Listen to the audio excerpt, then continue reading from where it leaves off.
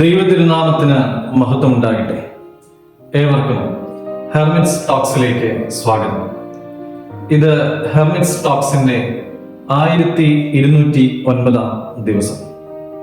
ഇന്ന് പുതുഞായറാഴ്ച.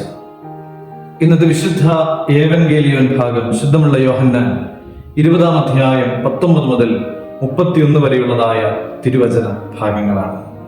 ഭയചകിതരായ ശിഷ്യന്മാർ വാതിലുകൾ അടച്ച് അകത്ത് ആയിരിക്കുമ്പോൾ യേശുതമ്പുരാൻ അവരുടെ നടുവിൽ വന്ന് നിന്നിട്ട് അവരോട് പറഞ്ഞു, നിങ്ങൾക്ക് സമാധാനം ഉണ്ടായിരിക്കട്ടെ എന്ന്.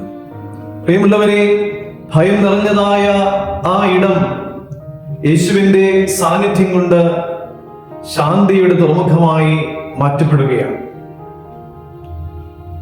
മറ്റ് ശിഷ്യന്മാരെല്ലാവരും ആ സമയത്ത് അവിടെ ഉണ്ടാകാതിരുന്ന ശുദ്ധമുള്ള തോമായോട് പറയുന്നുണ്ട്, ഞങ്ങൾ യേശുവിനെ കണ്ടു എന്ന്. എന്നാൽ തോമാശ്ലീഹ പറഞ്ഞു, ഞാൻ യേശുവിനെ കാണുകയും ആണിപ്പാടുകൾ കാണുകയും വിലാപ്പുറത്ത് കൈവച്ച് നോക്കുകയും ചെയ്താലല്ലാതെ വിശ്വസിക്കുകയില്ല എന്ന്. വീണ്ടും 8 ദിവസങ്ങൾക്ക് ശേഷം യേശുതമ്പുരാൻ അവിടെ പ്രത്യക്ഷപ്പെടുകയാണ്.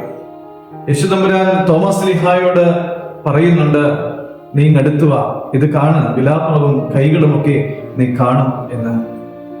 അന്നേരം തോമാശ്ലീഹ പറയുന്നുണ്ട്, my Lord and my God, എൻ്റെ കർത്താവും എൻ്റെ ദൈവവുമേ എന്ന്. വിശ്വാസത്തിന് ജന്മം കൊടുത്ത ഒരു സംശയമായിരുന്നു അത്.